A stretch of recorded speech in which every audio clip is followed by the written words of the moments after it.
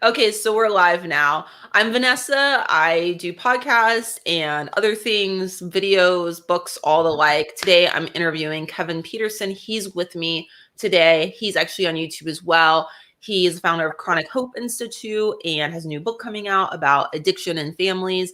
And he also has done a lot of work, and I've been friends with him for 2.5 years now, I think. And so it's been nice having him in my life and being able to visit with him again. He's been on my podcast, Unraveled, twice before, so check out those.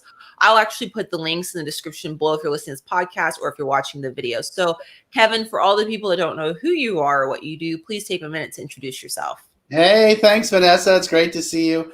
My name's Kevin Petersen. I am the author of this book right here, Chronic Hope, Parenting the Addicted Child, which came out a year ago. I'm also a licensed marriage and family therapist in the state of Colorado and the state of Florida. And I have an office in Colorado and an office in Florida, and it's under the title of Petersen Family Counseling. The Chronic Hope Institute is the parent company. And there's going to be video trainings for the public and for clinicians coming from that as well, based upon working with families in addiction. Let's see, what else is there to tell you? I live in Jacksonville Beach, Florida, with my lovely wife and 3 Boston Terriers. And I love living a block from the ocean. We still have a house in Denver, and we still have an office in Denver. And I don't know. For the quick stuff right there, that's who I am. That's what's going on, So I do have a question for you. I'm just curious. Now, I know that you went from Colorado to Florida and that you still practice in both states, right? You still do that by telehealth. And so a couple of things I'm curious about is, since COVID-19 started, how has that changed your work life, or has it? Are you doing anything differently? And if so, what? And what do you kind of perceive the future being? Do you think, how do you think you'll make changes after things settle down? Or do you think that changes you made are going to be permanent? It's a great question, Vanessa. I still see clients strictly on telehealth in both states. I have 7 contractors that work for me in Denver that also see clients on telehealth. And then I have 2 contractors here in Florida that see clients through telehealth. COVID has been, ironically, very, very good for me. I had been doing telehealth for 2 years before the COVID hit. So it was no change for me. It was just kind of like, oh, well, okay. But what's happened is I had an onslaught of business for 2 reasons. 1, I was already prepared to use the telehealth process. 2, the prototypical group family that I work with is a family that's struggling with a member of the family that's got an addiction problem on some level, and they just don't know what to do with them. Mm-hmm. And before COVID, whether that person lived in the house or not, they were kind of capable of laying like, well, it's not that big a deal. I don't have to pay attention to it. I can kind of ignore it. But once COVID hit, everybody got trapped in the same house. Mm-hmm. For better or worse. Right, exactly. And so what ended up happening is my phone started ringing off the hook. And people were like, oh my God, oh my God, oh my God, what do we do? I had no idea, And so things have just been blowing up for people under 18, for people over 18, people over 65. Mm-hmm. I'm kind of going a little nutty, actually. Business is that good. I was just going to ask, how has it affected you? Has it been really stressful during the time when, all this wild news is coming out? That's really shocking. And then you're also getting all these people asking for help. I mean, how did you feel about that initially? Well, I'm I'm a businessman at heart, so I was like, this is great for like the first 3 months, and then all of a sudden I realized I was overbooking myself, I was overcooked, and I was kind of losing my mind. And you also kind of have to remember my home situation. My wife was diagnosed with colorectal and kidney cancer in April of 2018, and got all of it done in January of 2019. But if you know anything about dealing with cancer, just because the cancer has been taken out of you and everything's over, that doesn't mean anything, So her immune system is completely shot. So we had to be super, super careful to begin with. And now with this, she can't leave the house, and so I have to take care of a lot, going out of the house, taking care of things. And I don't have to take care of her. She's totally capable. but it's added another layer of stress that I can't engage with people because I can't take the chance of bringing something home. I understand. So that's personal. And then professional, yeah, I've had to kind of learn to push back, but that's why I hired more contractors, because I have great contractors that I trust implicitly. So when people call, I'm like, look, I'm really sorry, I'm booked out till like February, which is the truth. But I have these amazing people that I suggest you work with, and it goes really well. Well, that's great. So switching gears. So you authored a book called Chronic Hope, Parenting an Addicted Child. And that is something that I mean, it's really inspiring. It's like you're different. That's for sure. You're different from a lot of the clinicians I know. I'm serious, because a lot of the clinicians I know are very mousy. You know, they're hugely talented, a number of clinicians I've known through the years, and I respect them infinitely, but they're very mousy, and they don't want to talk publicly about their anything that they, any of the type of work that they do, or anything at all. It's like, I don't even know how people find them, honestly, because they're so hard to like, they're like so invisible. You know what I mean? Like, they don't have a website, a lot of people I know. So, quite different, but it's also inspiring. So, I saw on your new website and stuff, and I saw you had a slider, and I had like your book on there, and the one you just showed, and it was really good. It was really, it's just such a good, informative, resourceful, kind of helpful website, the way you presented information. And that's something I very rarely see in our industry, especially in a lot of other industries too. And so I actually decided, went on a limb and did it for the first time, because I had created an anger management workbook for my own practice, but I was going to put it out publicly for clinicians only, because that was what I was going to do. Then COVID happened, and groups in person aren't really a thing anymore. So now I'm like reformatting and tweaking a little bit. I'm just going to put it out to the public. I'm not like you. You just like go out. You're just like, you just do it. Woo! If you're nervous about anything, like I'm towards the. No, that's not me. I know it's not you. And it's actually very inspiring. It's like, where do you get all that confidence? Like, you don't ever get nervous or anything. I mean, oh my God, you're so sweet. I mean, I really appreciate you saying that. And it's true. Why? I know, and I appreciate that. And clinically, I'll tell you where so this is a second career for me, right? I went back to school in 2008, graduated 2011, worked in community mental health for 3 years, opened my private practice in 2014. Here's the deal. The population that I work with, families that are struggling with addiction and codependency, they don't have time for wishy-washy. They don't have time for touchy-feely. They don't have time for, the analogy we always use is a family calls and the house is on fire. And, and then the fire department shows up and they hook up the hoses and they charge up the hoses. And right before they turn the water on, they're like, so, hey, I want to know, what does it feel like to watch your house burn down? And what do you think of this? And has this ever happened to you before? And let's talk about what this was like for you experientially. And the family's like, turn on the water, turn on the water, turn on the water, And I've had enough experiences like that. I think addiction and codependency are kind of different than the majority of the other stuff people come to therapy for. People want an answer and they want it now, and they want to solve the problem now because this person might die. Well, I think there's that sense of, I don't know, with my people that I've worked with through the years, whether it be in my company or prior to, there tends to be a sense of urgency too. Just because I've found that people are reaching out in a time of crisis. And when I say crisis, I don't mean on this side of a bridge, okay? I'm not talking about that, but I mean, it's a crisis for them in their life in that moment, whatever that may be. They're looking for help now, basically. And so I get what you're saying. Well, and so I've just developed my sense. I mean, I'm also, it's really funny because I can remember like when I was in my 20s, my mom, sort of saying, well, I raised you to speak your mind and not to hold back and just put your cards on the table. And so that's always how I've been. And let me tell you, in corporate America, it doesn't always go over well, Yeah. Anywhere really, probably. Yeah. And in community mental health, it didn't, I mean, I was always this far away from getting fired.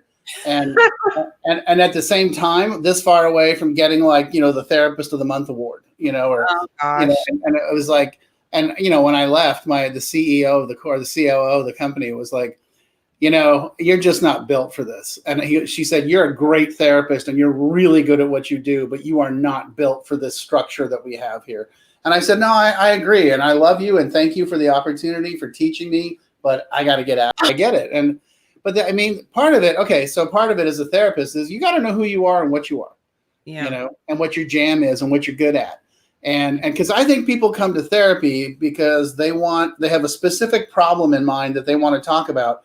That may not be the root cause, but that's what they're coming to the table with. And they want to talk about that. And they want to know that you know how to address that. Mm-hmm. So it's kind of the opposite of what they taught us in grad school, where the therapist would just sit back passively and go, how does that make you feel? People come to me and because they want, okay, what do we do? And I say, okay, well, let's triage the problem. We'll solve the problem. We get it fixed. Then it's okay. Now, how do you think this happened? And we can start doing more of the traditional therapy stuff. But so it's kind of the reverse, So you have a second book coming out that's a follow-up to the first. And so I know your first book, you were telling me, if I remember correctly, and I was reading, that basically your wife had inspired that book, encouraging you basically to share with more people your ideas and methods of how to go about doing things instead of just the people that you're working with in that moment, in that room. Mm-hmm. And so now you have a second book. And so how did this happen? The second book, because you just published the first one back in 2018. It's done really well. I mean, it's got a lot of traction and stuff. And then, you obviously are also making it very visible. So it's seen, which, bravo to you for that, for like having the confidence to really put your work out there. Cause that's really, it's a hard place to be in, because you're putting yourself out there and when you put yourself out there, you don't know what you're going to get back all the time, So you got the second one coming. And so how'd that happen? After I finished the first one, actually, while I was writing the first one, it's Chronic Co-Parenting the Addicted Child. It really is sort of a how-to guide to deal with someone who's 18 or under. Although, let's be clear, children can be 26, 36, 46, 66. Mm-hmm. But that was really kind of a how-to. And my buddy Keith Bradley, who's an interventionist, and who's an amazing interventionist, that I work with regularly, said, hey, I love your book. Only one problem. Every person I'm going to hand this to is going to say, my kid's not 16, they're 40. And he goes, I know it's the same plan. And anyone in our business knows it's the same plan. But when you have a family that's in total panic and crisis, they're going to read that and be like, this won't help me, Mm-hmm. So was the first one framed aimed at more youth oriented addiction? Well, parents. Yeah. This one sort of picks up where that leaves off. It's not a rewrite. It's here's the established plan. The plan sort of stays the same, but it gets more in depth into how do we heal the family, mm-hmm. because the family system is part of what created the addict. So, and I want to be clear, it's not the addict, it's not the family's fault, mm-hmm. But how they react to it and how they address it and how they address their own wounds and their own trauma, that is their responsibility. And mm-hmm. so I want to help the family understand that just putting somebody into treatment doesn't solve the problem. Mm-hmm. It's a great beginning. It doesn't, because people have to make choices once they come out to follow up and do what they need to do and always possible. And that's mm-hmm. a big commitment for people. And it's a whole change of life. I'm embarrassed to admit this, but so I watch some of the dumbest stuff on TV to kind of check out, honestly. And one of my really embarrassing shows I watch, which if anyone follows me online, they know what I'm talking about, is Love After Lockup. Have you heard of this show? Have you heard of this show? I have. I'm a below deck guy myself, so we're on the same team. Okay. Low brow reality TV. But anyways, one of the scenes I just saw when I was today, actually, my husband had it on kind of just in the background, was someone who had just gotten out of prison. And they were literally, there was actually a couple of different scenes like this, a couple of different people, and they literally were returning right back into the community with the exact same people that they're hanging out with right before they went in. And I was just like, this doesn't, I didn't even have to study it that much, but I have watched all the episodes now to know this doesn't look like a really great idea. You know what I mean? But it's the same thing with the drug users. It's like you have to really have a whole lifestyle change, just like losing weight. You got to have a whole lifestyle change. You can't just do the crash diet and, think it's going to be forever. So it's hard for people. Well, and quite honestly, let's be clear and let's be totally blunt. The people that you're talking about, probably the overwhelming majority have issues with drugs and alcohol. I'm not sure of these two characters. I can't remember. Yeah, the prison, the population we're talking about. But I use that analogy a lot with the families that I work with. I'm like, here's the thing. When we bring somebody home from 90 days in treatment, they're coming out of a super structured environment where everything is handled and taken care of, and there's a schedule. Just like prison, evidently. Yeah, right. That's what they say in Love After Lockup. Jail and prisons like this. And so when you bring them home and you just set them free and you wonder why they just immediately gravitate back to trouble, it's like, no, you can't do that. You have to support them. And I don't mean financially. I mean, you got to give them structure. You got to give them engagement, school, work, et cetera, et cetera, et cetera. You got to, what is the idle hands of the devil's workshop? You got to get them cooking, that's to me is the critical piece. That's why, like when I watch Love After Lockup, which I've watched, as a couples therapist, what I would want is to get after those people while the person is still in lockup and get after them and the families and say, hey, let's talk about how things are going to be different when they come back. Yeah. That's the work I really do.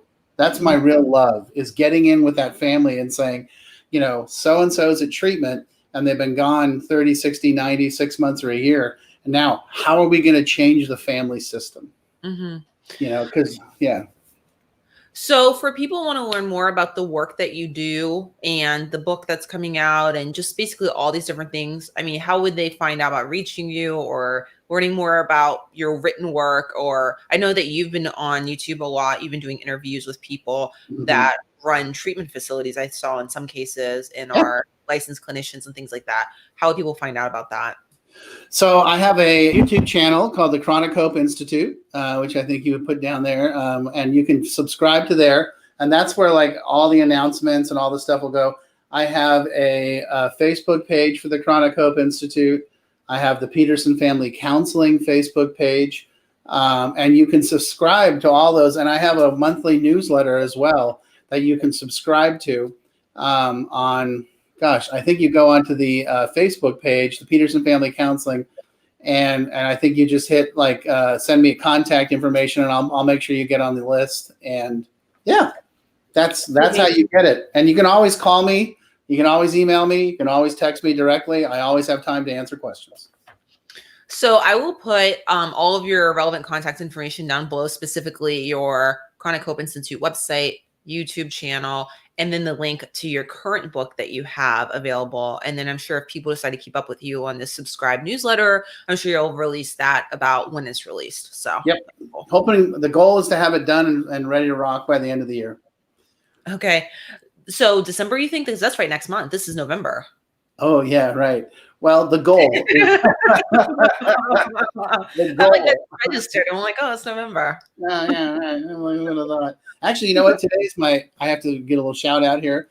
Today, November 9th, is my amazing, incredible younger sister's birthday, Susie Petersen Wyman, who lives in Steamboat Springs, Colorado. Well, let's just say she's younger than I am. And we won't put any numbers out there, but she and her husband and my nieces live out there. And happy birthday. I love you. You're the best. Awesome. All right. Well, thank you for being on today, Kevin. I greatly appreciate it. And everyone, if you're listening to the podcast, check the description below for more info. If you are watching the video, you can do the same. Look below in the description. I hope you all have a great day. Bye. Thanks, Vanessa.